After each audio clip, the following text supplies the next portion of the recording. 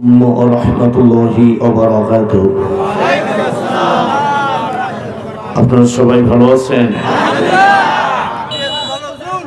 আলহামদুলিল্লাহ আলা কুল্লি হাল। আপনাদের এই ডিস্ট্রিক্টের পাশেই গতকালকে ছিলাম, আজকে এখানে। উত্তরবঙ্গ মানে অনেক দূরে, বর্ডার চিলাহাট। তা আপনারা যেভাবে বসেছেন তাতে মনে হচ্ছে আবার যুবকরা প্যান্ডেলটাও ফাঁকা করছে, যে যা ধরে হুজুরি ধরুক, আমরা যাওয়ার জায়গা আছে। এখন তো দিন সময় ভালো না, এরকম ভাবে সবাই, ঠিক না? জালেমরা তো আর নাই, আলেমদের ধরে মারে, ফাঁসি দেয়, হত্যা করে। এই হুজুরির আবার কোন দিকে ধরে? সুতরাং যা হুজুরির হয় আমরা যেন সাইড দিয়ে দৌড় মারতে পারি। হ্যাঁ, আপনাদের কোনো ভয় নাই তো? ভয় করবেন কারে? কে বলছে? আল্লাহরে ভয় করলে কি আর আপনার সব প্রার্থীর চা আপনারা খাইতেন? ভোটে দাঁড়ায় সবাই দিবেন একজনকে, সব প্রার্থীর চা খান। তাহলে আল্লাহর ভয় ছিল? আলেমরা জেলখানায় যায়, আপনারা আল্লাহর ভয় করলে আলেমদের পক্ষে আন্দোলন করতেন না? কিন্তু আলেমরা মরে, আলেমরা মার খায়, হামলা মামলা, জেল, জরিমানা, অত্যাচার বাংলাদেশে বেশি না কম? এগুলা তো অনেক ভালো কয়, অন্যায় না করলে কার সাইদি জেলখানা, এরকম অনেক মরছেই তো। শান্তি হয়েছে? শান্তি ততক্ষণ আসবে না যতক্ষণ আকিমুদ্দিন, আল্লাহর জমিনে আল্লাহর দিন কায়েম না হয়ে যাবে। এখন তো ডিজিটাল চোর, রাত 12টার পরে সিল চোর বর্তমান বেশি না কম? বেশি। ভয় নাই আল্লাহ। ফিরাউন ক্ষমতা দেখিয়েছিল, নমরুদ ক্ষমতা দেখিয়েছিল, আবু জেহেল দেখিয়েছিল, পৃথিবীতে কিন্তু বাঁচে নাই, টিকতে পারে না। সুতরাং কেউ কারুকে ক্ষমতা দেখিও না। আজকে এই শরীর বডি আছে, এই বডি দিয়ে যতটুকু নেক আমল করার দরকার করে যাও। বাতিলের পক্ষে বড় গলা করে কথা বলো না, তোমাকে আসামির কাঠগড়ায় দাঁড়ানো লাগবে, ঠিক না? আমার নবীজি শরীরের পোশাক খুলে, জুব্বা খুলে, পাগড়ি খুলে, লোহার হেলমেট, লোহার বর্মন পোশাক পরে ময়দানে ঝাঁপিয়ে পড়েছিলেন। 27টি যুদ্ধের সেনাপতির দায়িত্ব পালন করেছে আমার নবীজি। 23টি বছর মদিনার রাষ্ট্রের প্রধানমন্ত্রী ছিলেন আমার নবীজি। যুদ্ধের ময়দানে দান্দন মোবারক শহীদ হয়। আর আমাদের দেশের কিছু মানুষ খায় আর বলে আমাদের তো কিছু কয় না। তোমার কবে কি করি? তুমি তো ঘরের মধ্যে, খানকার মধ্যে বন্দী। আল্লাহর দিন কায়েমের জন্য একটা হুঙ্কার দাও, আল্লাহু আকবারের ধ্বনি দাও। দেখো তুমি ওই ঘরের মধ্যে থাকতে পারবে না, বিবি বাচ্চা ছেড়ে অন্য জায়গায় হিজরত করা লাগবে, ঠিক না? এইগুলা বাংলাদেশের মানুষকে বললে কয় হুজুর আমাকেও রাজাকার কয়। আমি মুক্তিযোদ্ধার সন্তান, আমার বংশ 6 জন মুক্তিযোদ্ধা, আমাকে কয় রাজাকার। আজ যে রাজাকার বলে, আমি তো দেখি ওই তো 71-এর 2 বছর 3 বছর আগে জন্ম, তো মুক্তিযোদ্ধা হয় কেমনে? সুতরাং এগুলা বলা যাবে। ক্ষমতা আছে দেখাচ্ছ, যেদিন থাকবে না সেদিন তোর হাড্ডি গুড্ডি খুঁজে পাবি না বেটা।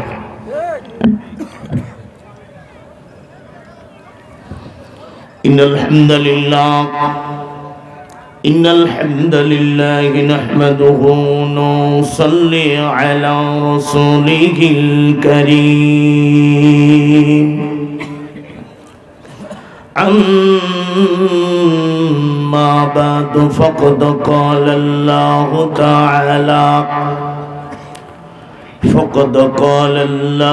تعالى في كلامه المجيد وفرقانه الحميد.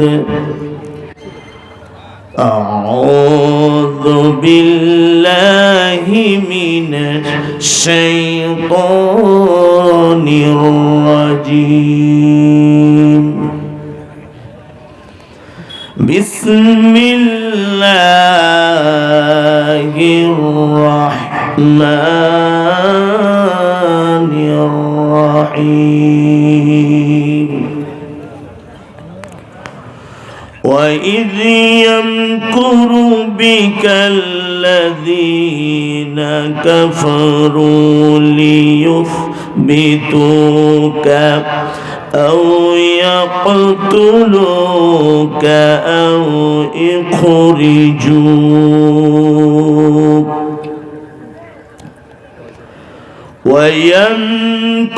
ويمكرون ويمكر الله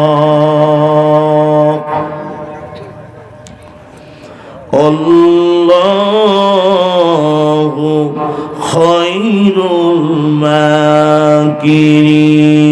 الماكرين صدق الله.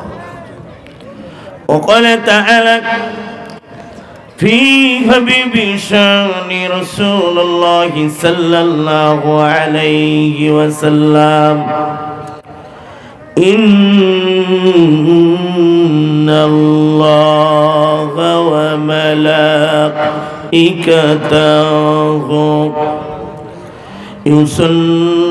يصلون على النبي يا أيها الذين آمنوا صلوا عليه وسلموا تسليما اللهم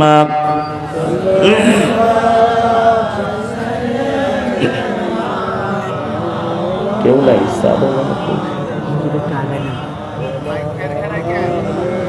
আমরা জিকির করে একটু আগায় আসি সব। আমার যেদিন ফোরাবে দিন, আমার যেদিন ফোরাবে দিন, আজবে গহীন রাতি, আজবে গহীন রাতি, থেকো আল্লাহ জীবনে,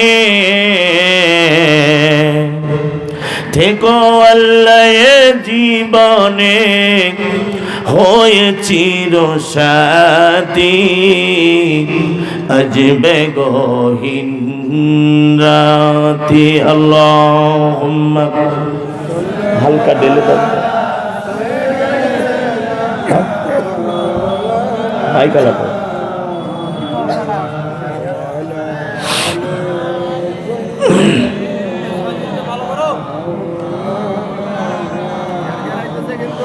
কেমন করে ঘুমাও তুমি, কেমন করে ঘুমাও তুমি, ফজর করে কাজা, এমন তো হতে পারে তোমার জোহরি জানাজা, ঠিক না? ফজরের নামাজ কাজা করে কেউ যদি ঘুমিয়ে যায়, মৃত্যু হলে জোহরের পূর্বে জানাজা দাফন হতে পারে কি পারে না? কেমন করে ঘুমাও তুমি, কেমন করে ঘুমাও তুমি, ফজর করে কাজা, এমন তো হতে পারে তোমার জোহরে জানাজা। মুসলিম হইয়া না জন্ম নিলাম মুসলমানের ঘরে, কাফের মুমিন তফাৎ হয় ও তোমার সালাতের কারণে, মনির নামাজের কারণে। আল্লাহুম্মা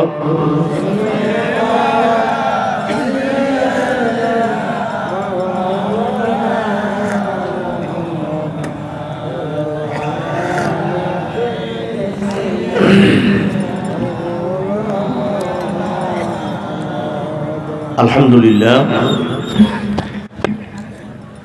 আজিজুল্লাহ মুন্সিপাড়া বাইতুল আমান জামে মসজিদ ও যুব সমাজের উদ্যোগে তৃতীয় বার্ষিকী তাফসীরুল কোরআন মাহফিল। আজকের মাহফিলে সম্মানিত সভাপতি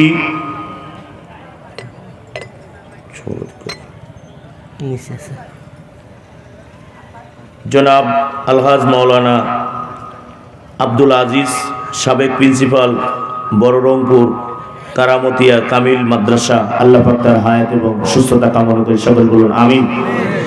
আজকের মাহফিলের প্রধান অতিথি আলহাজ নুরুল ইসলাম ডাবলু, আল্লাহ পাক তাকেও হায়াতের তৈবা নসিব করুক, সকলে বলুন আমিন। বিশেষ অতিথিবৃন্দ, মঞ্চে বসে ওলামায়ে হযরত, সামনে বসা দ্বীন ইসলামী আন্দোলনের কর্মীরা, পদ্মার অন্তরালে আমার মা ও বোনেরা, বাংলাদেশ সরকার আয়োজিত প্রশাসন এবং গোয়েন্দা বিভাগের সদস্যবৃন্দ, সাংবাদিকবৃন্দ, সকলের প্রতি আবার আন্তরিক সালাম। আসসালামু আলাইকুম ওয়া রাহমাতুল্লাহি ওয়া বারাকাতুহু। শুকরিয়া যে রব্বুল আলামিন আমাদেরকে এই কোরআনুল কারীমের তাফসীর শোনার জন্য দূর দূরান্ত থেকে এই জায়গা আসার এবং বসার সুযোগ করে দিয়েছেন। সবাই বলি আলহামদুলিল্লাহ। দরুদ ও সালাম পাঠায় দেই বিশ্ব মানবতার মুক্তির দিশারি যে নবীজি 27টি যুদ্ধের সেনাপতি ছিলেন, যে নবীজি আন আকিমুদ্দিন কায়েমের জন্য তাইফের জমিনে রক্ত ঝরেছে, যে নবীজি উহুদের প্রান্তরে দন্দন মোবারক শহীদ হয়েছে, যে নবীজি এখনো মদিনার জমিনে উম্মতি উম্মতি বলে কাঁদছেন, সেই নবীর শানে দরুদ ও সালাম পাঠায় দেই। সবাই বলি সাল্লাল্লাহু আলাইহি ওয়াসাল্লাম। আপনারা আসলে ভালো আছেন? আলহামদুলিল্লাহ। ক্ষণিকের জন্য, কিছুক্ষণের জন্য শরীর স্বাস্থ্য বডি ভালো রাখছে, কিন্তু মনের দিকটা আপনারা ভালো রাখেন আছে। এমনি জেলখানায় যাচ্ছে আর জেলের মধ্যে মাইরি পাঠায় দিচ্ছে, হাসি মুখে নিয়ে যাচ্ছে, লাশ দিয়ে পাঠায় দিচ্ছে, ঠিক না? আপনার মনে আমার কথা বুঝতেছেন না? না, বেশি নিচে নেমে এবার বললে বিপদ আছে আপনাদেরই, আমার না। আমি কিন্তু ভয়টাই নিয়ে কথা কই না, যা হয় আমার হবে। কত তো মায়ের খেয়েছি ছাত্র জীবনে, হ্যাঁ, জেলেও গেছি কয়েকবার। সমস্যাটা কি? সমস্যা কিছুই নয়। আমার নবী যদি যেতে পারে, সাহাবীরা যদি যেতে পারে, মহিলা সাহাবীরা যদি যেতে পারে, আমরাও সেই সুন্নত আদায় করতে রাজি আছি, যে জেল খাটানে তার ঈমানি পক্ত হয়। আমার ভাইয়েরা, আমি কোনো ভূমিকালি কথা বলি না, সরাসরি আলোচনা, কারণ শেষ করা সম্ভব নয়। অনেকে আছে তো পুরো একটা সূরা তেলাওয়াত করে, আধা ঘন্টা পর ওয়াজ খুঁজে পাওয়া যায় না। আমি এক আয়াতের তাফসীর দেখা যায় এক পয়েন্টই শেষ হয় না, কেমনে যে ওয়াজ শেষ হয়ে যায় একটা সূরার, আমি বুঝি না। আল্লামা দেলোয়ার হোসেন সাইদি সাহেব বলেছেন, তিনি যখন জীবিত ছিলেন তাফসীরের মাঠে, বাংলাদেশের তাফসীর জগতের নক্ষত্র নয়, তিনি হলেন তাফসীর জগতের বাংলাদেশের জন্মদাতা, ঠিক না? এই কোরআনুল কারীমের তাফসীর যদি কেউ কিয়ামত পর্যন্ত করে, কোরআনের কিচ্ছা বলে শেষ করা সম্ভব নয়। আমাদের দেশের কিছু আর কি, সবাই না, বাপ দাদা দাদা হুজুরের ওয়াজ ছাড়া আর কিছুই খুঁজে পায় না। এটা থেকে ইসলাম প্রতিষ্ঠিত হবে? আমার নবীজি ইসলাম কায়েম করার জন্য মায়ের খায়, রক্ত ঝরে, আর আপনি আরামে মাথায় করে খাবার নি খাওয়ায়, বলে আমাদের তো কিছু দেয় না, তোমার ছাতা কবে টুঙ্গির মারতে গেলে একটা হুঙ্কার দাও, তোর ওখানে থাকার সুযোগ দিবে না। আমরা মায়ের খাই কোরআনের কথা বলার জন্য, আর আপনি জামাইয়া ধরে থাকেন, তার মানে বোঝা যায় আপনার ঈমান শস্যের দানার 100 দানা করলেও খুঁজে পাবো। কত অসংখ্য আলেম বাংলার জমিনের জেলে অঝর কেঁদে কেঁদে মরতেছেন। মামুনুল হকের মতো একজন শক্তিশালী, একজন মুফাসসিরে কোরআন আলেম, যে পরিবারের সন্তান, সে আলেম আজ ধুকে ধুকে চোখের পানিতে জেলখানায় জর্জরিত হয়ে যাচ্ছে। মামুনুল হক যেদিন বের হবে, মামুনুল হক থাকবে না, একটা ফুটন্ত পারমাণবিক বোমা হয়ে বের হবে। আমির হামজা যখন বের হয়েছে, ওই আমেরিকা রাশিয়ার বোমার চাইতেও বেশি আগুন। কথা ঠিক, আলেমদেরকে মেরে কোনো লাভ নাই, নিজেই মরতে হবে, ঠিক না? ফিরাউনের পরিণতি দেখেন না। আসুন, আপনারা বলেন জেল জুলুম অত্যাচার আবার আছে নাকি? নামাজ পড়বো, পাগড়িটা মাথায় দিই, 17 হাত পাগড়ি দিব, বড় একটা ঝোলের জুব্বা পরবো, উপরে লেভাস, উপরে ফিটফাট, ভিতরে সদর কাটনি, ঘুরবো, সবাই বলবে আমি একজন বড় পরেশগার। আল্লাহ তোর পোশাক দেখবে, পাগড়ি দেখবে, জুব্বা দেখবে, দেখবে তাকওয়া। তো ইসলাম এই আন্দোলনের জন্য আমার জমিনে দিন যেখানে নিঃশেষ করে দেওয়া হয়, যেখানে নায়েবে রাসূলদেরকে পৃথিবীর জমিন থেকে নিঃশেষ করা হয়, তুমি সেখানে চুপ করে আছো। তোমার মতো আলেম আমার লাগবে না। লূত আলাইহিস সালামের ইতিহাসটা একটু পড়ে দেখেন, আল বেদওয়া নিহায়া আসছে। এরকম বুজুর্গ ছিল, পাহাড় দিয়ে উল্টিয়ে দেওয়া, ওকে আগে মারছে, কেউ দেখে বাধা দেয় না। আবার বলে অন্যায় না করলে ওই 5 জনের দড়ি দিয়ে মারছে। আমার কথায় কষ্ট পাচ্ছেন? কষ্ট পেলে কিচ্ছু করার নেই, সত্য কথা বলতেই হবে। আপনি তো রাতের সিল চুরি করার নেতা মিয়া, আর আমরা হলাম আল্লাহর ধারক বাহক, পৃথিবীর জমিনে নায়েবে রাসূল। কথা বলেন ঠিক ঠিক? তোমার মতো চোর নয় আমরা। আমার ভাইয়েরা, আমি তেলাওয়াত করেছি সিরিয়াল নাম্বার সূরা 8 নম্বর সূরা আনফাল। এই সূরাটি আয়াত 75টি, রুকু আছে 10টি। এই সূরাটা হিজরতের প্রথম মদিনাতে যে সূরা নাজিল হয়েছিল, সূরাতুল আনফাল। এই সূরাটা নাজিল হয়েছে মদিনায়। দেখেন যে আয়াতে কারিমা তেলাওয়াত করেছি, আয়াত মাদানী, কিন্তু সমস্ত তাফসীর হয়েছে মক্কার জমিনে। অতীতটাকে আল্লাহ তুলে এনে নবীকে জানাচ্ছেন মক্কার ঘটনা। এক আয়াতের তাফসীর আর এক আয়াতে, এক সূরার তাফসীর আর এক সূরার ভিতরে, এভাবেই আল্লাহ পাক তাফসীর করেছেন। আমি শুধু মেসেজটা আপনাদের সামনে পৌঁছাই দিব। আমার আল্লাহ করেছেন, রাসূল করেছেন, সাহাবা আজমাইন করেছেন, তাবে তাবিন করেছেন, এখন আলেমেরা করবে। এটা আমার দায়িত্ব। বাল্লিগু আন্নী ওয়া আলা আয়া, আমি সেই আয়াতের বাণী পৌঁছাই দিতে চাই আপনাদের সামনে। মেসেজটুকু এতটুকুই, সেটা হক ভাবে পৌঁছাইতে চাই। দাদা বাবু নানা বাবুরকে ভয় করে নয়। দেখেন এই আয়াত নাজিল হলো কখন? নবীজি হিজরত করলেন। হিজরতের পরে কাফেরেরা যুদ্ধের ঘোষণা দিলেন মদিনা রাষ্ট্রের বিরুদ্ধে। নবীজি রাষ্ট্রপ্রধান, নবীজি একটু চিন্তিত হলেন। আল্লামা ইবনে কাসির সহ 12টা তাফসীর থেকে আমি কথা বলবো। নবীজি একটু চিন্তা পড়ে গেলেন, সাহাবীদের ট্রেনিং নাই, প্রশিক্ষণ নাই, কেমনে এই মুহূর্তে এতগুলা সৈন্যর সঙ্গে কাফেরদের সঙ্গে যুদ্ধ করব। আল্লাহ পাক কি মনের কথা, মনের ভাষা জানে কি জানে না? কথা বলেন। আল্লাহ পাক নবীকে জিবরাইলের মাধ্যমে জানার হলো, নবীজি আপনি এখন চিন্তা করেন, টেনশন করেন, আপনি কি দেখেন নাই এই আয়াতের তাফসীর সূরা ফিল সাংঘর্ষিক, সেম টু সেম। যখন আপনি পৃথিবীতে আসেন নাই, আপনার সাহাবী ময়দানে ছিল না। আপনি পৃথিবীতে আসার 50 দিন পূর্বে আমার ঘরকে আব্রাহা ভেঙে চুরমার করে ক্ষমতাশালী হতে চেয়েছিল। সেই সময় আপনার দাদা যান আমার কাবার গিলাফ ধরে চোখের পানি ছেড়ে কেঁদেছিল যে আপনার ঘর আপনি রক্ষা করুন। আমি কুদরতি রহমত দিয়ে আব্রাহা বাহিনীকে ধ্বংস করেছিলাম। সুতরাং আপনার রব আপনারে পরিত্যক্ত করেন নাই। মা ওয়াদ্দাকা রব্বুকা মা ক্বালা, আপনার রব আপনার সঙ্গে আছে, আপনি চিন্তা করবেন না। মক্কার ঘটনা স্মরণ করুন, কি ঘটেছিল সেই স্মরণ আল্লাহ এখানে জানায় দিলেন। এই আয়াত নাযিল।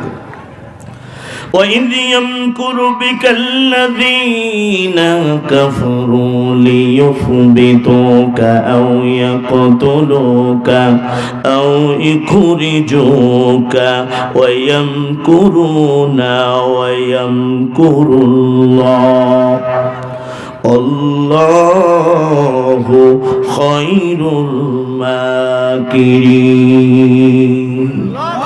ইরশাদ হচ্ছে, আর যখন কাফেরেরা ষড়যন্ত্র করলো, কুরু বহু বচন এসেছে, একদিক থেকে নয়, বিভিন্ন ভাবে ষড়যন্ত্র করেছেন হত্যার জন্য। লিসবিতুকা, আপনাকে জেলখানায় বন্দী, আও একটু লুকা, আপনাকে পৃথিবীর জমিন থেকে নাম মুছে, নিশানা মুছে দিয়ে হত্যা করবে। আও ইখরিজু, এবং আপনার নাগরিকত্ব সহ আপনাকে ব্যান করে মক্কা থেকে বিতাড়িত করে দিতে চায়। ওই ইয়ামকুরুনা, আর ওই কাফেরেরা ষড়যন্ত্র করে। ওই ইয়ামকুরুল্লাহ, আর আল্লাহ হলেন কাফেরদের বিরুদ্ধে কৌশল করে। আল্লাহু খায়রুল মাকিরিন, আর আল্লাহর কৌশল হলো সব চাইতে উত্তম কৌশল। আল্লাহু আকবার। এই কোরআন কখন নাজিল হয়েছিল? মক্কার জমিনে যখন যুবতী নারীদের তুলে নিয়ে 40 দিন ধর্ষণ করত আবু জেহেল, তিনি ছিলেন দারুন নাদওয়ার প্রেসিডেন্ট। তার 14 জন মন্ত্রী ছিল, তার প্রধান বিচারপতি ছিলেন অলিদ বিন মুগিরা, আবু জেহেলের প্রধান উপদেষ্টা হিসাব বিন আমর, আবু জেহেলের আইন প্রশাসন স্বরাষ্ট্রমন্ত্রী জুহাইর ইবনে উমাইয়া, আবু জেহেলের ধর্মমন্ত্রী ছিলেন মুক্তার বিন আদি, উতবা সাহেবা আবু জেহেলের যিনি দাসী ছিলেন তার নাম ছিল আসাদ ইবনে উমাইয়া। এরকম 14 জন মক্কা একাই বিনা ভোটে জনগণের সাপোর্ট ছাড়া জোর করে দখল করে নিতে চাইছিল। এই সমাজের ভিতরে সুদের সুদ, জেনা, ব্যভিচার, অত্যাচার, মানুষের মাল লুণ্ঠন করা, এই সমাজে আল্লাহ পাক আমার নবীর কাছে কিতাব নাযিল করে দিয়েছিলেন। আলিফ লাম রা, কিতাবুন আনজালনাহু ইলাইকা লিতুখরিজান নাস মিনাল যুলুমাতি ইলান নূর।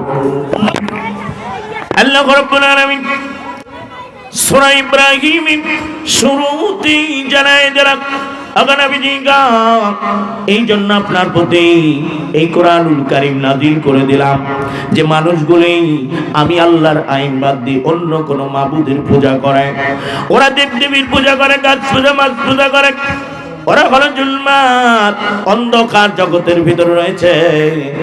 আপনি কোরআনের দাওয়াত দিয়ে আলোর দিকে টেনে বের করে আনতে পারেন, এই জন্য আপনার প্রতি কোরআনুল কারীম নাযিল করে দিলাম। নবীজি আপনি কোরআন দিয়ে সমস্ত দাওয়াত এবং এই কোরআনের দার্স মানুষের মধ্যে প্রচার করুন। আবু জেহেল তখন ক্ষমতাশালী, প্রভাবশালী, সকল আইন প্রশাসন যার হাতে থাকে তার ক্ষমতা টিকে থাকার সম্ভাবনা বেশি না কম? বেশি। ওমর ভাইরা, আবু জেহেল যখন মক্কার ক্ষমতায়, আমার নবীজি এই কোরআনুল কারীমের দাওয়াত যখন মক্কার জমিনে দেন, আবু সুফিয়ান চলে গেল, দিকে বলে, নেতা তুমি কি জানো আব্দুল্লাহর বেটা মুহাম্মদ বাপ দাদার ধর্ম ত্যাগ করে দিয়ে নিজের ধর্ম চালু করেছে মক্কার জমিনে। এই মুহাম্মদের কথা শুনে শুনে মক্কার মানুষগুলি সব পাগল হয়ে যায়, তোমার বক্তৃতা কেউ শুনতে চায় না। মক্কার জমিনে মানুষগুলা পরিবর্তন চায়, একটা সৎ নীতিবান একজন মানুষকে চাও, সে হলো আব্দুল্লাহর বেটা মুহাম্মদ। মক্কার জমিনে তার যোগ্যতা দিয়ে জনগণের সামনে প্রচার করে যা। কাফের আবু জেহেল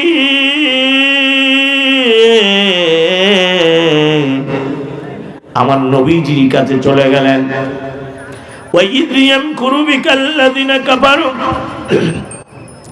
আর যখন কাফের আবু জেহেল আমার নবীজির কাছে এবার কি কেমন ওয়ার্নিং দিল দেখুন। যে বলে, ভাতিজা মুহাম্মদ, তুমি হলে আমির হামজার ভাতিজা, তুমি আবু তালিবের ভাতিজা, আমাদেরও ভাতিজা হও। মক্কার জমিনে তুমি যে ধর্মের দাওয়াত দাও, তুমি দেবদেবীর পূজাগুলি ছেড়ে দি তোমার নিজের ধর্ম চালু করেছ। মক্কার জমিনে ধর্ম নিয়ে কোনো দল হবে না, ধর্ম নিয়ে কোনো রাজনীতি চলবে না। এই কথা বলেছিলেন আবু জেহেল 1400 বছর আগে। আজকে আবু জেহেলের উত্তরসূরি যারা বাংলার জমিনে, তারা বলে হুজুরেরা শুধু মসজিদ চালাবে, নামাজ পড়বে, ইমামতি করবে, টুপিদারি জুব্বানি, ধর্ম নিয়ে কোনো দল করা যাবে না, ধর্ম নিয়ে কোনো রাজনীতি করা যাবে না।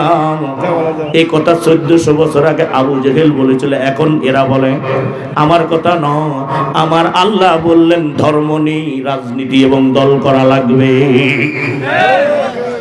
আমার বন্ধুরা একটু মনোযোগ দিয়ে শুনে না। আল্লাহ রাব্বুল আলামিন বললেন, ওয়ালতাকুম মিনকুম উম্মাতুন ইয়াদউনা ইলাল খায়রি ইয়া'মুরুনা বিল মা'রুফি ওয়া ইয়ানহাউনা আনিল মুনকার উলাইকা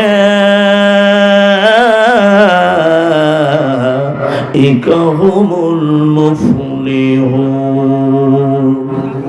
আল্লাহ রাব্বুল আলামিন 3 নম্বর সূরা আল ইমরানের 104 নম্বর আয়াতে কারিমা এটা আল্লাহ পাক বললেন নবীগা, আর আপনার উম্মতের ভিতরে অবশ্যই একটা দল থাকতে হবে যারা সৎ কাজের আদেশ জারি করবে, অসৎ কাজের বাধা সৃষ্টি করবে।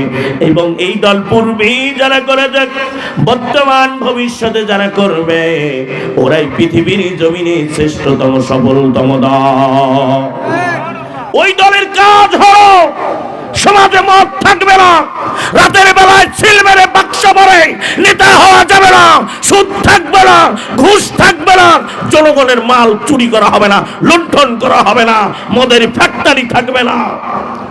তারা হলো এই জমিনের ভিতরে আল্লাহর দিন ছাড়া অন্য কোনো জীবন ব্যবস্থা চালু করবে না। এ কথা কার?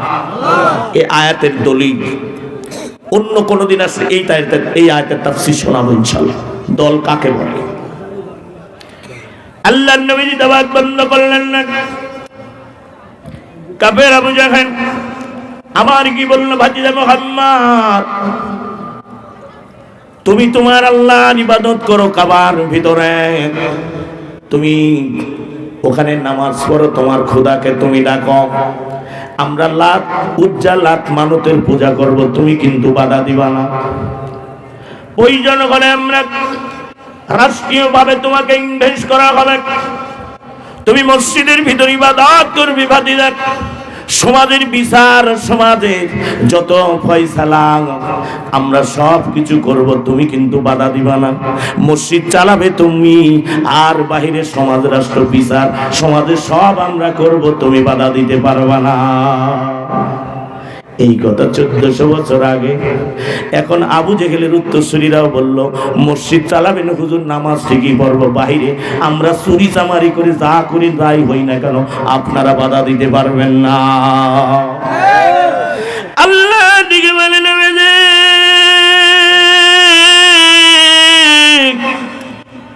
আবু জেহেলের কথায় সমাজ রাষ্ট্র চলতে পারে না। আবু জেহেল যেটা বলে ওটা হবে না। আল্লাহ পাক জানাই দিলেন, ইন্না আনজালনা ইলাইকাল কিতাবা বিল হাক্কি লিতাহকুমা বাইনান নাস বিমা আরাকাল্লাহ। আল্লাহ রাব্বুল আলামিন সূরা নিসার 105 নম্বর আয়াতে কারিমা এটা আল্লাহ পাক জানালেন, নবীগা আবু জেহেল যেটা বলে শোনা যাবে না। আপনার উপরে আমি যে আসমানি কিতাব নাজিল করেছি, এই কিতাব দিয়ে বিচার ফয়সালা করতে হবে, এই কিতাব দিয়ে রাষ্ট্র পরিচালনা করতে হবে। ব্যক্তি জীবন থেকে শুরু করে রাষ্ট্রীয় জীবন পর্যন্ত আমার নাজিলকৃত বিধান দিয়ে সমাজ রাষ্ট্র চলবে। কোন বাতিল তন্ত্র মন্ত্র দিয়ে আবু জেহেলের কথায় সমাজ রাষ্ট্র চলতে পারে না। পিছনে জায়গা হচ্ছে না, সব দাঁড়িয়ে আছে, সামনে আগাই নিতে হবে। ইনারা নাম মহিলারা একটু আগাইতে হবে, এখানে ফাঁকা জায়গা, প্লিজ কাম। ফাঁকা আছে, একটু আগান ভাই সাহেব, সামনে আজা না, আই সামনে আসেন, একটু আগে। অনেক ফাঁকা জায়গা, সবে মাত্র শুরু করেছি, আলোচনা হবে ইনশাল্লাহ। বিনা দোষে সংসদে মামলা কেমনে হয় দেখেন, আপনারা যে বলেন রাস্তার জন্য তাদের দেখতে হবে। এখানে অনেকে বাড়ির থেকে বলে এসেছে, প্রাণের বিবি আমি ওয়াজ শুনতে যাচ্ছি, এসে বিড়ির দোকানে বিড়ি খায় আর চা খায়, পান খায়, ওখানে আড্ডা মেরে বাড়ি যাবে।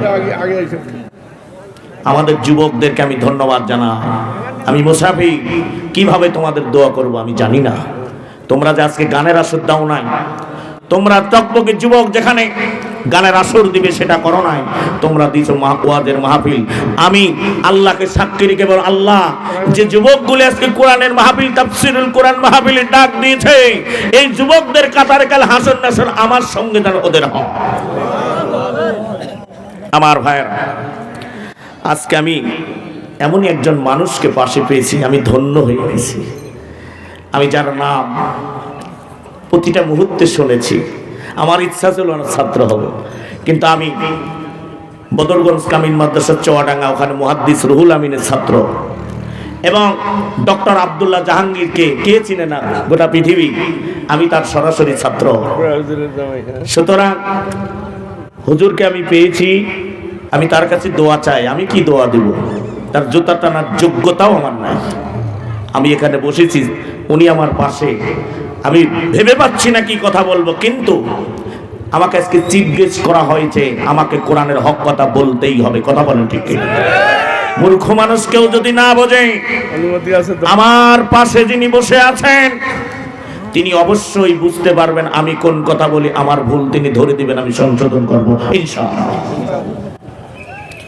কোরআনের কথা বলতে গেলে হামলা মামলা, জেল জরিমানা, প্রয়োজন হলে গুলির সামনে জীবন যেতে পারে, ফাঁসির কাস্টে ঝোলা লাগতে পারে, অধরে জীবন চলে যেতে পারে, প্রয়োজন হলে আবারও ছাত্র জীবনের মতো করে টুপির জুব্বা খুলে মাথায় গামছা বেঁধে আবার বাতিলের বিরুদ্ধে ময়দানে লাগবো। প্রয়োজন হলে জীবন দিতে হয়, দিতে রাজি আছি, বাতিলের কাছে মাথা আলাদ করতে রাজি না। আমার ভাইয়েরা, 5 মাসের ভিতরে 7 দিন রেস্ট পেয়েছি। বললো না সোজা 7 দিন, তারপরে ডবল 2টা 3টা করে প্রোগ্রাম করতে হয়। আমি অক্টোবরে 10ই মহরম থেকে দুবাই থেকে প্রোগ্রাম শুরু করেছি।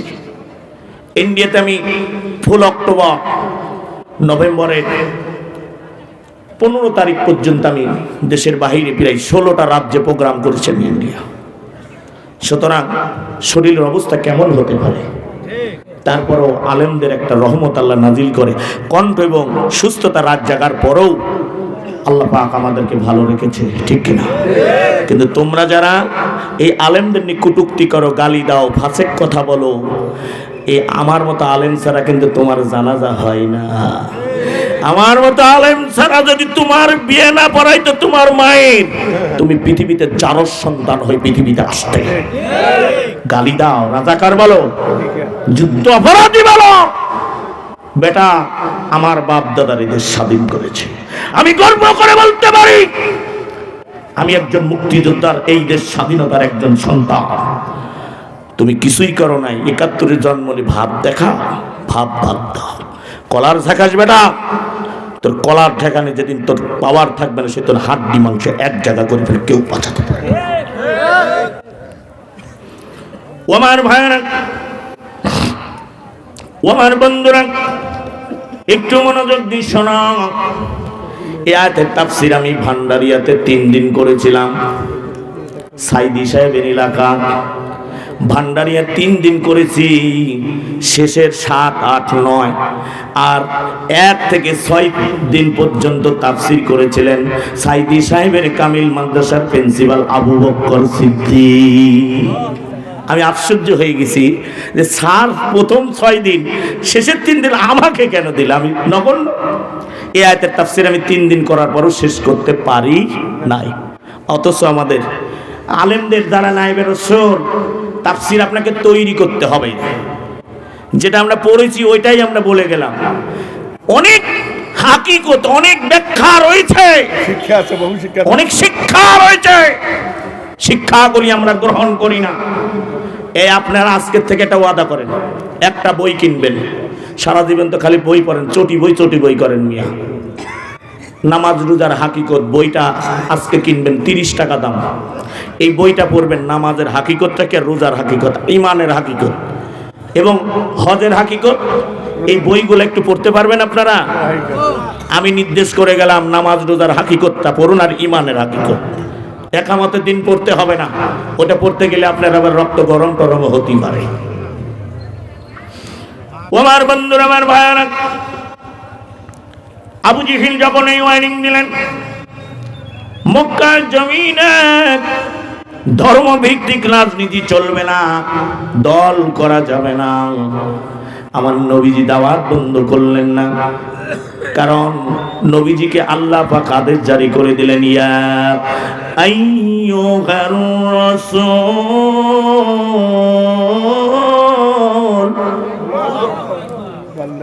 বাল্লিগ মা উনজিলা ইলাইকা মির রাব্বিক। আজকে আমি তেলাওয়াত দিতে পারছি না, আমার খুবই কষ্ট হচ্ছে। হে রাসূল, আপনি দাওয়াত দিন বাল্লিগ, উনজিলা যেটা আপনার উপরে নাজিল করা হয়েছে আসমানি কিতাব, ফাজাইল আমল দিন হয়, মুনতাকা হাদিস দিন হয়, আমার আসমানি কিতাব দিয়ে আপনি দাওয়াত পৌঁছায় দিন। এটা আপনার রিসালাতের দায়িত্ব। কারণ হলো আল্লাহর আসমানি কিতাব দিয়ে দাওয়াত না দিলে মানুষগুলি কবুল করতে পারে না। আল্লাহর নবীজি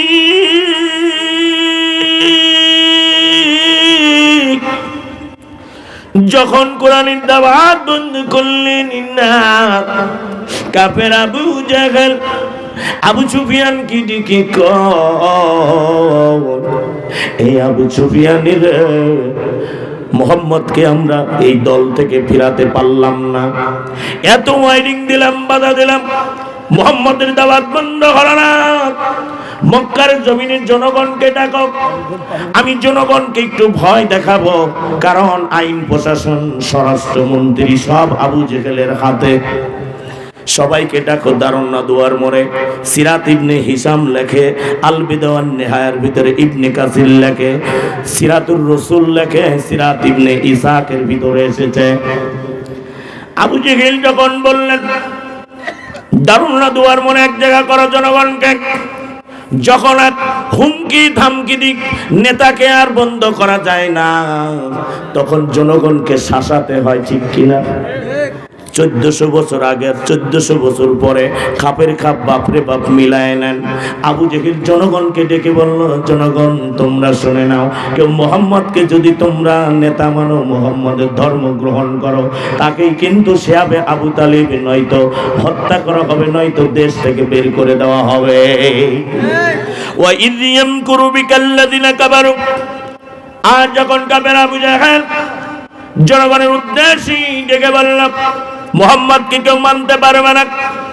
আমাদের সমাজে কিছুদিন আগে আমি নিজের চোখে দেখেছি, কারণ আমি হলাম একটা জাতীয় পত্রিকার সম্পাদক, বলে আমার এলাকায় শাসায় আসলো, যদি ভোট দিতে না যাও তাহলে তোমাকে কিন্তু রিলিফের কার্ড এবং নাগরিকত্ব এবং জন্ম নিবন্ধন পাবা না। দেশটা তোর বাপের একা বেটা। আবু জেহেল বললেন, মোহাম্মদকে কেউ নিতে মানতে পারবে না। যখন এই জ্বালাময় বক্তৃতা জনগণের উদ্দেশ্যে আবু জেহেল বলেন, এমন সময় আল্লাহর নবীজি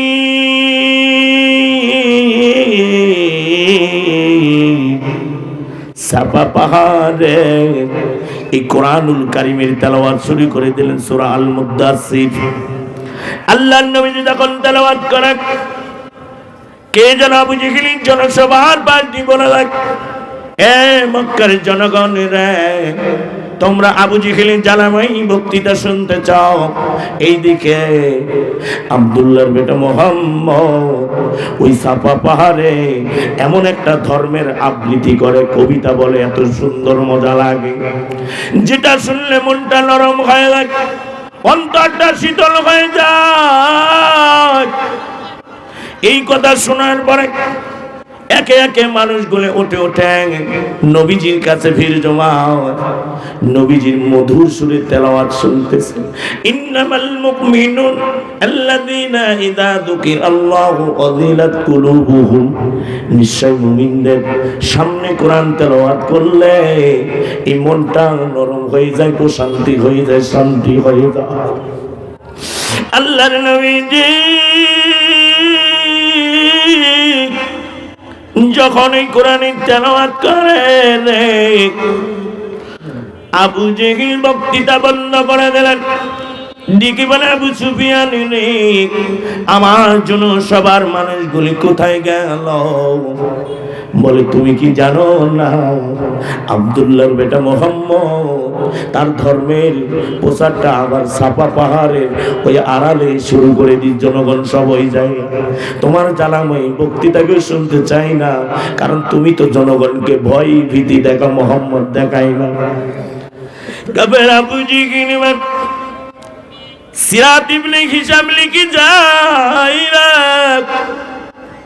তাফসীর তাবারী, যে তাফসীরের ভিতরে 30,000 হাদিস বর্ণনা হয়েছে, সেখানেও বর্ণনা হয়ে যায় আবু জেহেল একটা তরবারি নিয়ে আমার নবীকে হত্যা করার জন্য সাফা পাহাড়ের দিকে রওনা দিল।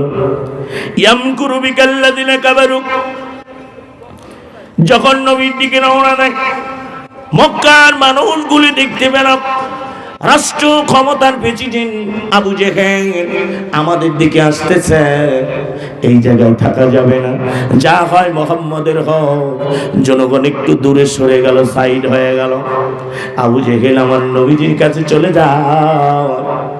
সিরাতুর রাসূলের মধ্যে বর্ণনা হয়ে যায়, দিকে বলে ভাতিজা মুহাম্মদ, তোমাকে বলেছিলাম তুমি কোরআনের দাওয়াত দিতে পারবে না মক্কার জমিনে, তোমার ধর্মের প্রচার করতে পারবে না, তুমি আমার কথা শুনলে না। ও ভাতিজা মুহাম্মদ, তুমি কিসের বিনিময়ে বলে মক্কার জমিনে তোমার ধর্ম প্রচার বন্ধ করে দিবি? আল্লাহর নবীজি কোনো কথা বলে না।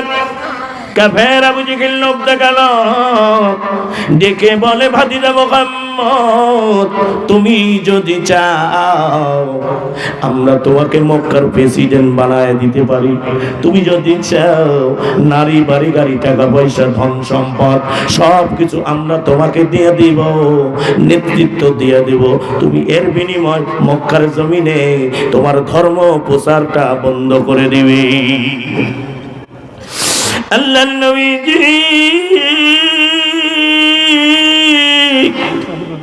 তলোয়ার বন্ধ করে দাঁড়িয়ে দাঁড়।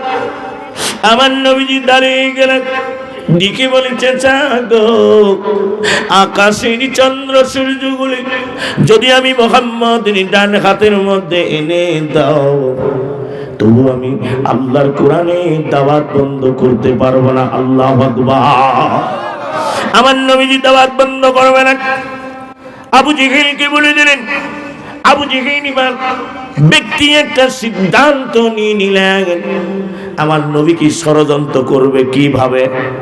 এখানে কুরু বহু বচন এসেছে, এক রকম ভাবে না, বিভিন্ন ভাবে কৌশল ষড়যন্ত্র করে এই নেতার যদি আগে মারা যায় ছোটগুলারে ধরবো আর শিয়াবে আবু তালিব বন্দী করব। কারণ এই নেতার তাফসীর, এই নেতার কণ্ঠ, এই নেতার আলোচনা বিভিন্ন ধর্মের লোক সব পাগল পারা হয়ে যায়। কথা বলেন ঠিক কিনা? এই রংপুরের মুসলমানেরা বিশ্ববরেণ্য কোরআনের পাখি, বিশ্বের জমিনে 52টি মুসলিম কান্ট্রিতে যে দুবাইয়ের জমিনে তিনি কনফারেন্স করেছিল, আমি তার পাশেই করেছি। তার কণ্ঠের কাছে গোটা পৃথিবীর মানুষ পাগল পারা। আমি যখন একটা প্রোগ্রাম করলাম, হাওড়া জেলাতে একজন হিন্দু একটা মোবাইল নিয়ে এসে বলল, হুজুর দেখুন তো বাংলাদেশের এই বক্তাকে চেনেন, আল্লামা দেলোয়ার হোসেন সাঈদী। আমি তার ওয়াজ না শুনলে হুজুর আমার ঘুম আসে না, আমার চোখের পানি আর ধরে রাখতে পারি।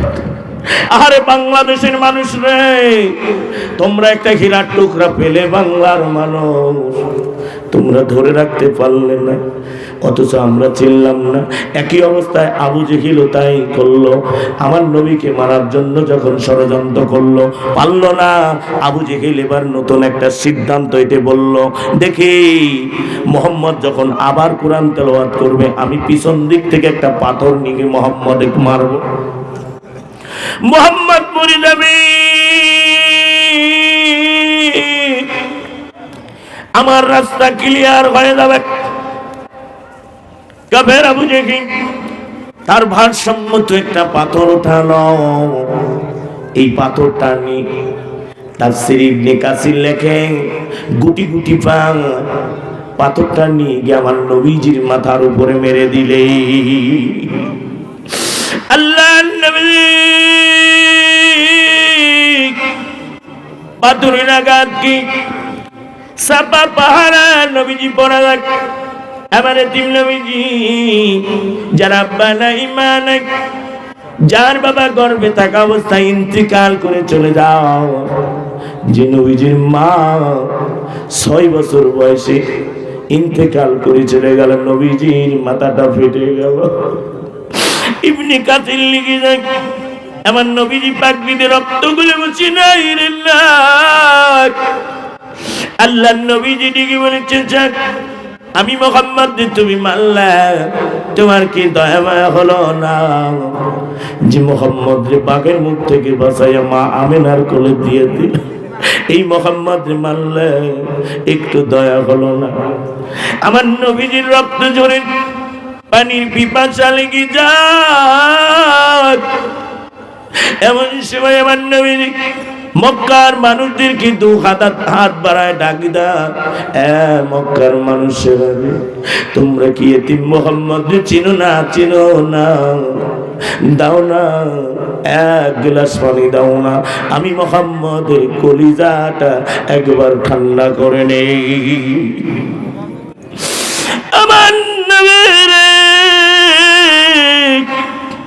মক্কার মানুষগুলি জীবনের চাইতে ভালোবাসি কুল ইন কুনতুম তুহিব্বুনাল্লাহ ফাত্তাবিহুনি ইউহিব্বুকুমুল্লাহ তোমরা যদি আল্লাহকে পেতে চাও আমার নবীজির ইত্তেবা করো আমার নবীকে মেনে নাও নবীজি যা বলে তোমাদের শুনতে হবে মানতে হবে সামিআনা ওয়া আতাআনা শুনবে এবং মেনে নিবে ফালা রাব্বিকা লা ইউমিনুনা হাত্তা ইউহাক্কিমুকা ফীমা শাজারা বাইনাহুম নবীর কথা নবীর ভাষা নবীজি যা বলে কোন সন্দেহ করা যাবে না সব কিছু মেনে নিতে হবে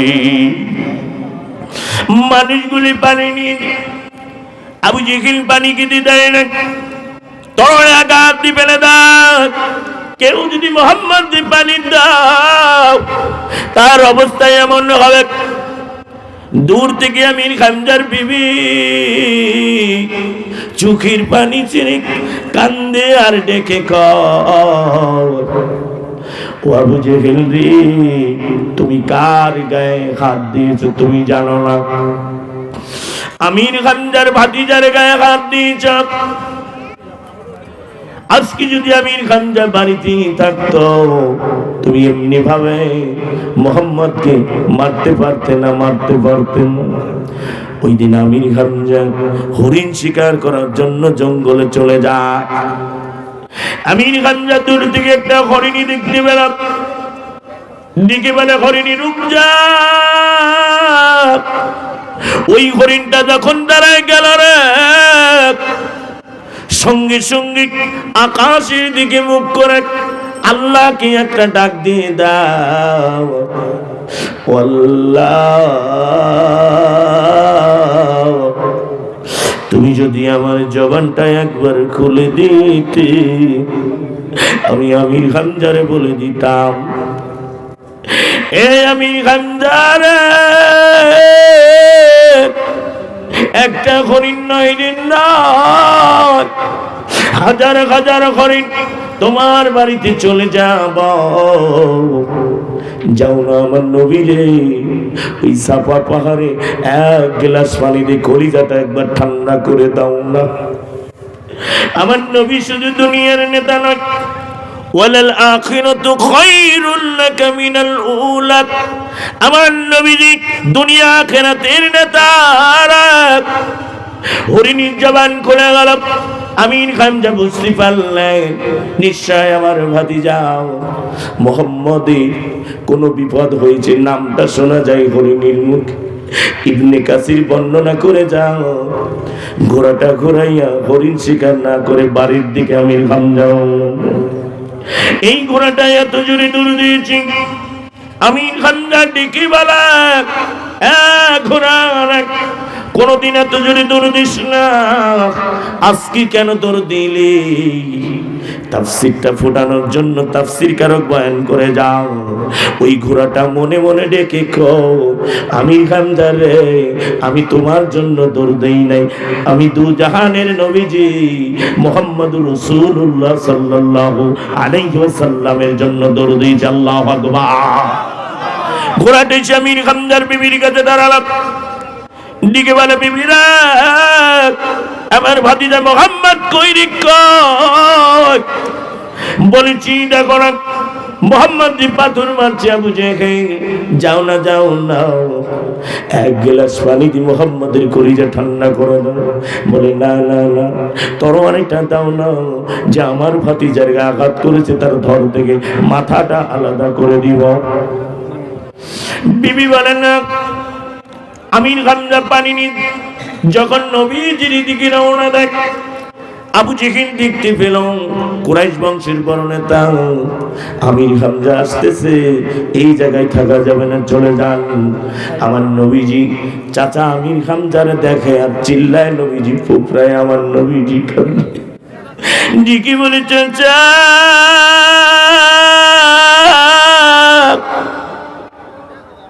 আমি কি দোষ করেছি চাচা? জি কোরআনের কথা বলার কারণে 40 বছরের পূর্বে আমাকে কেউ কিছু বলে নাই, যাকে মোহাম্মদকে তোমরা আলামিন ডিগ্রি দিলে, যে মোহাম্মদকে তোমরা সব চাইতে ভালো মানুষ বললে, আমি কোরআনের কথা বলার কারণে আল্লাহ আকিমুদ্দিন লা ইলাহা ইল্লাল্লাহ এই কথা বলার কারণে তোমার এতিম ভাতিজার শরীর থেকে রক্ত ঝরে যাইতেছে। আমি মাথার যন্ত্রণা সহ্য করতে পারি, আমি সহ্য করতে পারি না। আল্লাহ নবী আমির হামজা পানি পান করা লাগে, কিতাব লিখে যায়, সিরাতুর রাসূল লিখে আমির হামজার ওরুর উপরে মাথা দিয়ে আমার নবীজি শুলেন। নবীজির চুলটা কুকরানো কুকরানো লম্বা বাবরি চুল ছিল।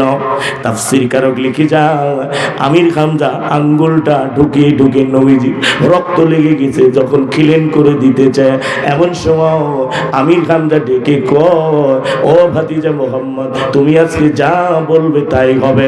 আল্লাহর নবীজি আর দেরি করলেন না, ডেকে বলে চাচা গো আকিমুদ্দিন যে কালেমার জন্য তোমার এতিম ভাতিজার শরীর থেকে রক্ত ঝরে যায়, ও চাচা তুমি আর দেরি করো না, জলদি করে তোমার এতিম ভাতিজার কালেমা গ্রহণ করে নাও। লা ইলাহা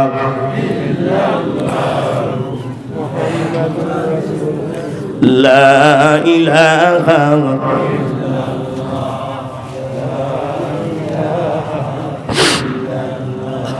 লা ইলাহা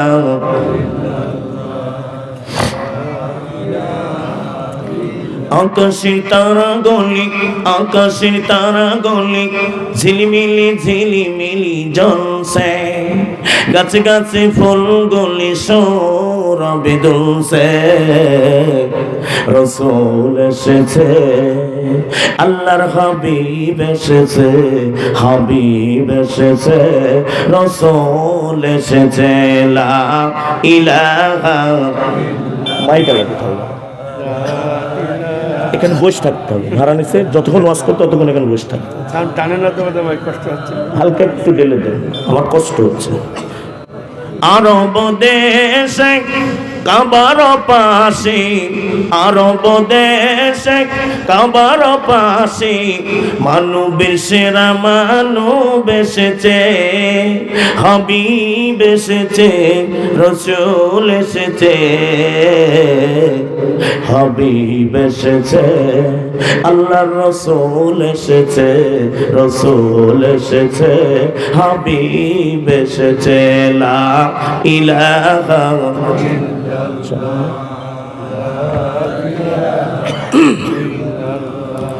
আমিনার কোলে চন্দ্র দোলে, আমিনার কোলে চন্দ্র দোলে, ডালে ডালে পাখিরা সব গান ধরেছে, হাবিব এসেছে, রাসূল এসেছে, রাসূল এসেছে, আল্লাহর হাবিব এসেছে। লা ইলাহা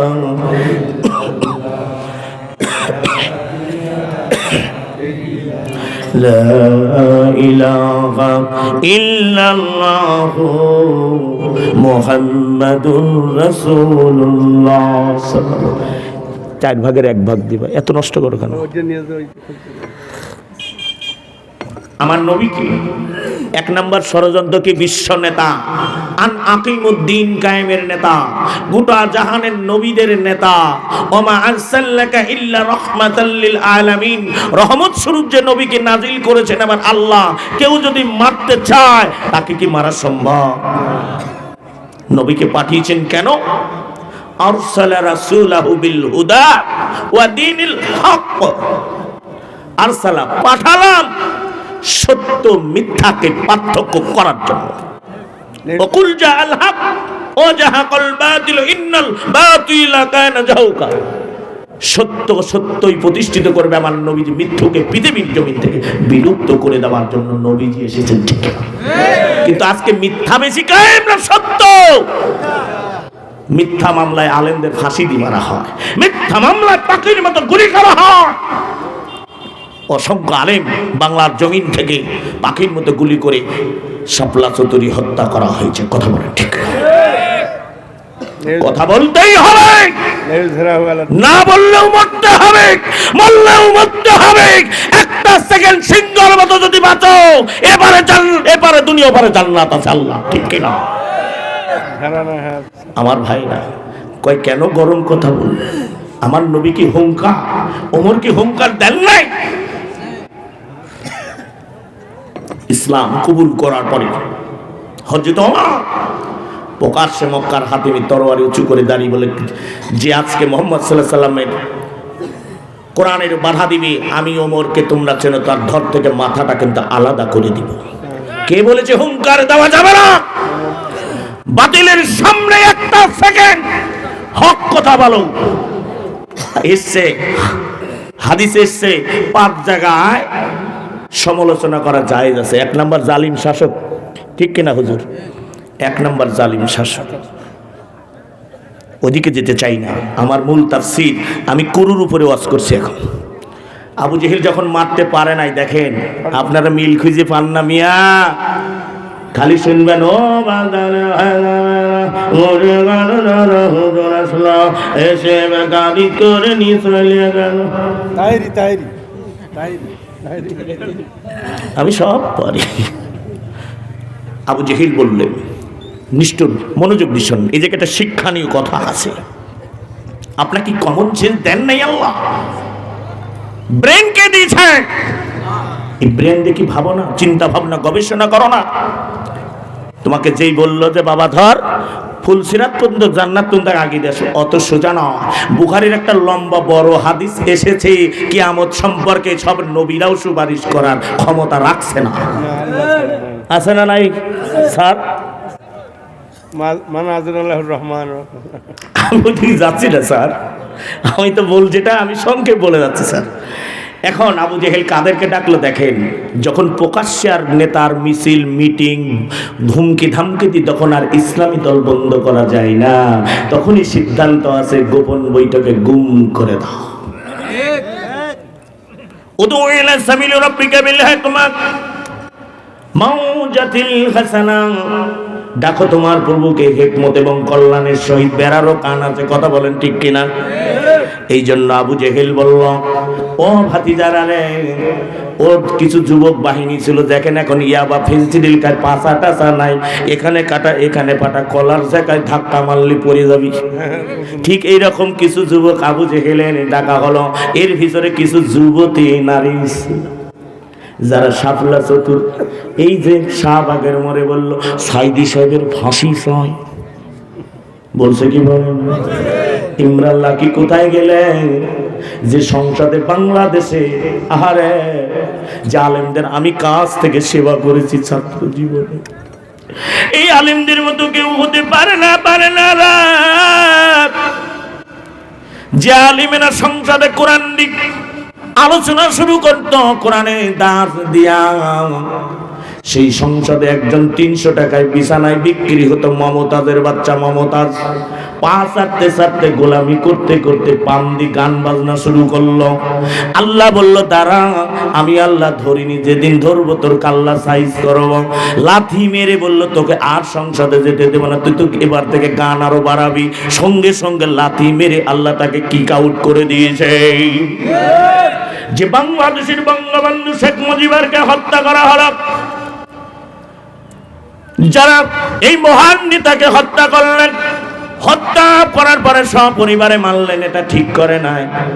কিন্তু যে ইনু ট্যাঙ্কের উপরে উঠে আনন্দ মিছিল করেছিল, এই জানোয়ারটা বলে অমুক রাজাকার অমুক বলে হুজুরদের আলেমদের গালি দেয়। আল্লাহ বলল দাঁড়া, আমি ফিরাউন নমরুদকে ছাড়ি নাই, আবু জেহেলকে ছাড়ি নাই, বাচ্চা সাদ্দাতকে আমি ক্ষমতা দান করেছিলাম বাঘের দুধ খায় মানুষ করে, ওই বাচ্চা সাদ্দাতকে জান্নাতে ঢুকতে দেয় নাই বানানো, ওকেও আমি কি কাউট করেছি। আমি আজকে আমি আল্লাহ ওয়াদা দিলাম ইন্নাকা লা তুখলিফুল মিয়াদ, আল্লাহ পাক বললেন তোকেও আমি ওই আলেমদের সংসদে তোকেও যেতে দেব না। ঠিক আবু জেহেল কি করলেন? যুবকদের ডাকলেন,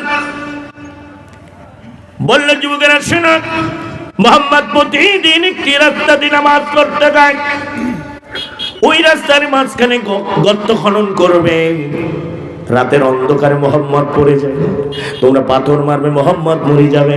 আমার বড় নেতাকে মারতে পারলে ক্ষমতা আজীবন, যত সাল মনে চায়, 42 আর 48 আর 50। এই আপনারা ঠিক কোন দিকে গেলেন? আমি আবু জেহেলের কথা বলতেছি। আবু জেহেল বলল তাহলে কি করা যায়? বলে শোনো, গর্ত খনন যে করবা, পাথর যে মারবা, মোহাম্মদকে পাথর মারবা, মোহাম্মদ কিন্তু মিথ্যা কথা বলে, নাউজুবিল্লাহ। আমার নবী কি কাজ্জা? না, मैं नबी के साथ बोलेगा, झूठ नहीं बोलेगा। इंसान का अल्लाह का नबी की बहुत मोहब्बत करेगा, अल्लाह तो जन्नत का आपका पाएगा। वो हमारे भाई বললো যখন পাথর মারবে, মোহাম্মদ বলবে আমি মোহাম্মদ নয়, আবু জেহেল। আমার নাম নিতে পারে, তোমরা জানো পাথর মারা বন্ধ করো। ফিরাউনের বিচারে ফিরাউন মরছে। দেখেন আজকে বিচার ব্যবস্থা, এই জায়গা থেকে একটা শিক্ষণীয় ঘটনা শুনে যান। আল্লাহর বিচার কেমন হবে আর বাতিলের বিচার কেমন হবে। আমার নবীর মারা হবে আজকে রাতে। আমার নবীজি জানেন না, বাংলাদেশের ভণ্ড পীরেরা বাংলাদেশ থেকে কাবা ঘরে কুত্তা খেয়ে দাও, আমার নবীকে আজকে রাতেই গুম করে দেওয়া হবে। রংপুরে মুসলমানরা এই গুমের সিদ্ধান্ত আজ থেকে 1400 বছর কাফের আবু জেহেল ফিরাউনরা করেছিল। আজকে কেন নেতাদের বাড়ির থেকে তুলে নিয়ে গুম করা হবে না? আল্লাহর নবীজি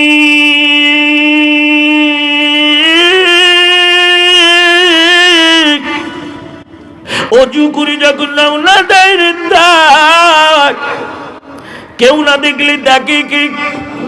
আল্লাহু সামিউম বাসীর, আল্লাহ দেখতে পায়, শুনতে পায়। আমার আল্লাহ জিবরাইলকে ডেকে বলে, জিবরাইল জলদি করে যা, কাফের আবু জেহেল দ্বিতীয় কৌশল করেছে, নবীকে পৃথিবীর জমিন থেকে হত্যা করতে চায়। আমার নবী যদি না থাকার, কে মক্কার জমিনে কালেমার পতাকা তুলবে? আমার নবী যদি না থাকে রে, কে রে মদিনার রাষ্ট্রের প্রেসিডেন্ট হবে? যা যা যাও, আমার নবীকে জলদি করে গর্তটা পার করে দে। আল্লাহর রাস্তায় থাকলে আল্লাহর সাহায্য আসে কি আসে না? ইন্নাল্লাযীনা ক্বালু রাব্বুনাল্লাহ সুম্মা ইসতাকামু ওয়া তাতানাজ্জালু আলাইহিমুল মালাইকাতু আল্লা তাখাফুন, নিশ্চয় যারা আল্লাহর প্রতি অবিচল অটল বিশ্বাস রাখবে, ইস্তাকামত থাকবে, আল্লাহ তাদেরকে ফেরেশতা দিয়ে সাহায্য করবে। জিবরাইল আমিন চলে আসলেন, ওয়াকালাত হাক্কান আলাইনা নাসরুল মুমিনিন, তোমরা যদি মুমিনি হয়ে যাও, আল্লাহর সাহায্য করা ওয়াজিব হয়ে যায়। জিবরাইল আমিন বললেন, ইয়া রাসূলুল্লাহ, আর এক পা যাবেন না, আবু জেহেল গর্ত খনন করেছে। ইবনে কাসির বর্ণনা করেন, জিবরাইল হাত দিলেন, নবীজি পার হয়ে মাকামে হিজরে গেলেন। এবার আবু জেহেল ঘরের ভিতর থেকে চিন্তা করে, শব্দ তো নেই রে, গেছে, আনন্দ করতেছে।